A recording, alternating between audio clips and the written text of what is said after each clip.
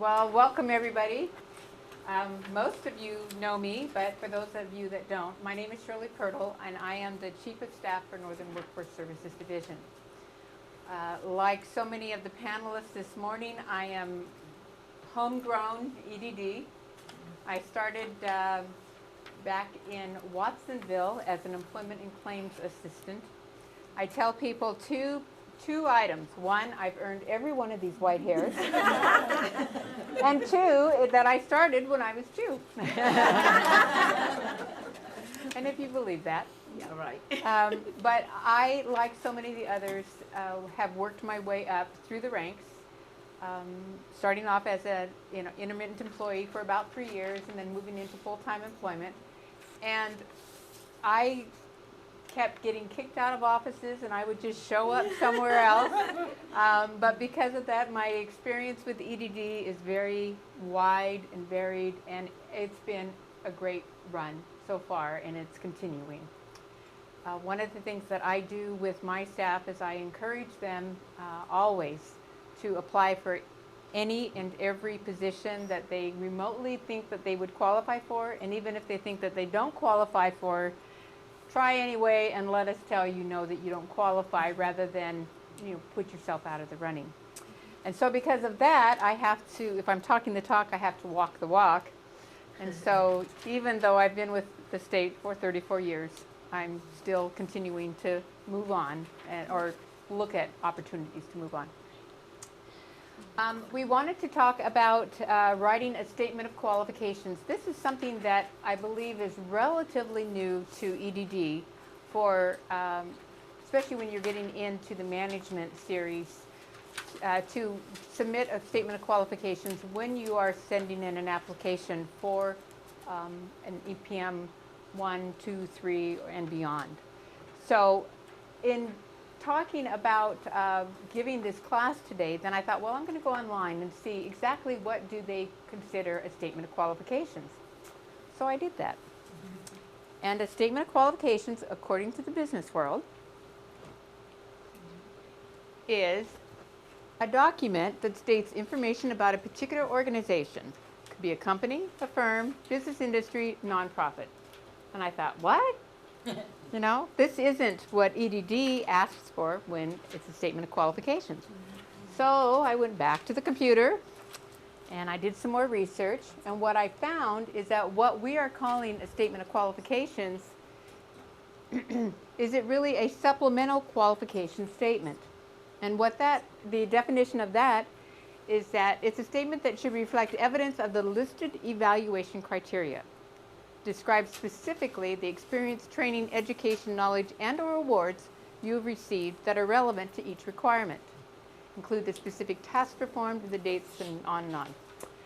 And so this really is a lot more in line with what we are looking for in our, what we call a statement of qualifications. So therefore, should you do some additional research on your own, don't go and Google statement of qualifications. It's not going to give you what you want. You want to put in supplemental qualification statement. So, with that little bit of trivia, let's take a look at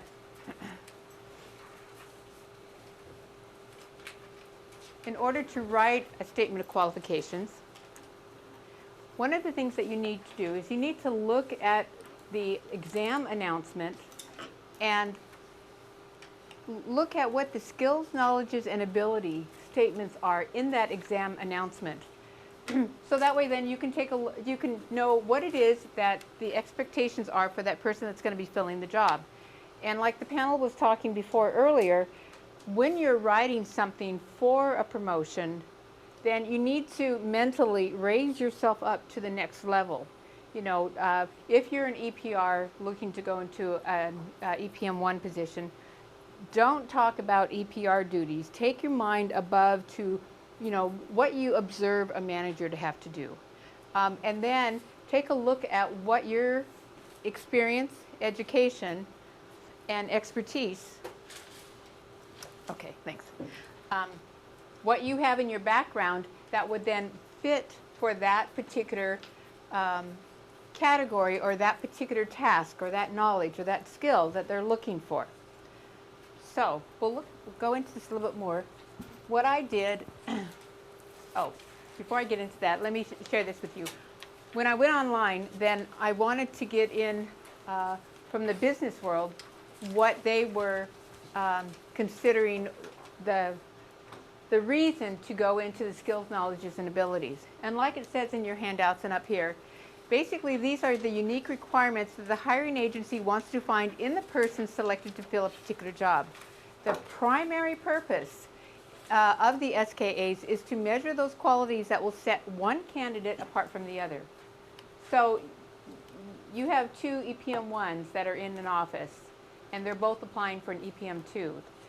Then when they write their statement of qualifications, then they need to write it in such a way that they're going to shine a little bit more over their counterparts. So that way then they're viewed by the panel a little bit stronger or a little bit more favorably. SKAs are defined as the factors that identify the better candidates from a group of persons basically qualified for a position, and how well that they can show that he or she matches a position defined by the SKAs determines whether that person will be seriously considered for the job. So this is something that you really have to take your time with. This is something that you really want to make sure that you don't try to just, run off something really quick, maybe even in one night, to show what your qualifications are outside of your application. Yes, Darren. Quick question, if you're going to cover it a little bit. Yeah, no. When it comes to the SOQ, is it scored? Is it part of the application process? Is it part of your interview? Is it looked at? And how is the panel? Is it a screening? Well, it can be done a couple different ways, and it really depends upon the panel or the management team of where you're applying. I know, like for us, in most cases, what we do is we ask for the statement of qualifications along with the application. And then when we receive that, then we take that into consideration for when we're doing our matrix to determine who of those people we're going to interview. Okay? Okay. Now, it could be that in another branch, it may be that they ask for the statement of qualifications to be brought in at the time of the interview, and they include that in the interview packet. I personally like it ahead of time because it gives me a little bit more of a feel for the position or the person that's applying. That way then if I have a lot of people who have applied for the position, then I can weed them out ahead of time. Yes? So if it gets scored or not, obviously it's important either way as part of that initial screening or maybe part of the scoring on down the road at the interview, through the interview scoring and all that. So it's a very important document. It really is. No matter when it's used, it's very important. Because this is when you really get to have the opportunity to, outside of the interview, to be able to explain how your experience and your education and such really makes you a very top candidate for the position. And how you can, I guess in a way, really strongly promote what you have done, what your experience has been for that particular role. So let's say you were doing marketing. Then what were you doing in the marketing? So that way, you were working with outside agencies. You were promoting EDD. You were promoting the mission and the vision of EDD with your professional performance, whatever it was that you were doing out in the community. So I lost my train of thought. Okay, well, let's do this. Let's move on to the next slide. Of course, I didn't lose my train of thought in any of the other classes, but when the one that they're recording. Okay. You were, I think, going to start the slide. Yes, I was. Thank you so much. What I did when I was doing the research, I thought, okay, because it's all EDD staff that are here, then I wanted to pull out a position that I felt would be basically near and dear to our hearts, because this position falls across several of the branches, and then within the other branches, they have something that would be somewhat similar. So what I did is I took the actual exam bulletin and I've printed out here all of the points that they state of the knowledge that they want an individual to have in order to apply for the position, that they would be a good candidate for the position with having this experience. So they're talking about the mission and the values and the management philosophy. So if you were going to be writing a statement that would maybe show your expertise in that area, what maybe would you say?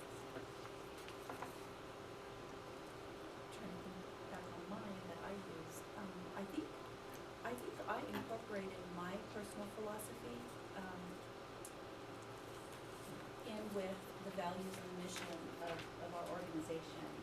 And I tried to do it in such a way that I also kind of made my topic statement, so to speak, about how my experiences would then substantiate that.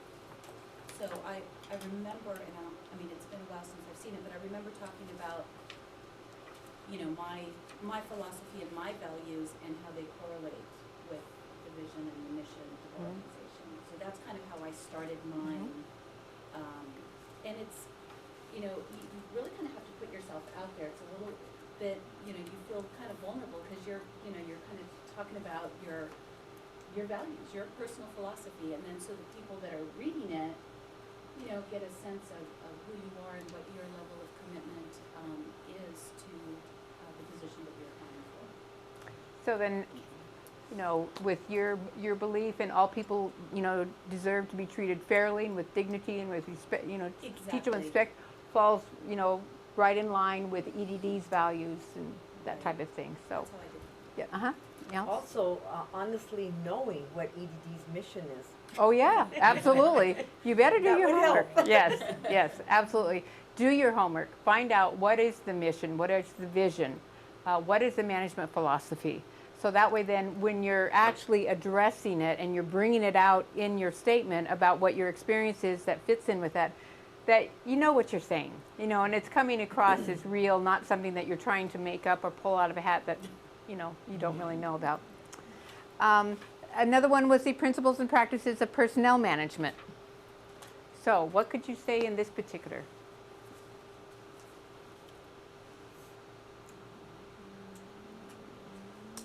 Have you ever had any experience with grievances?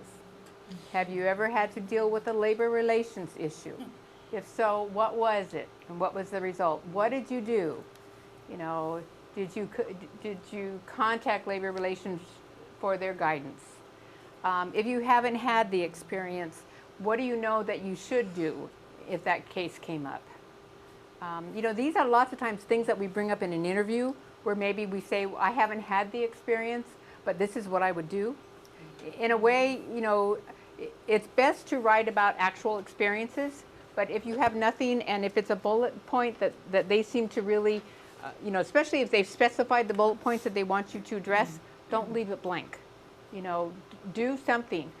Think back into your experience that's in the private sector.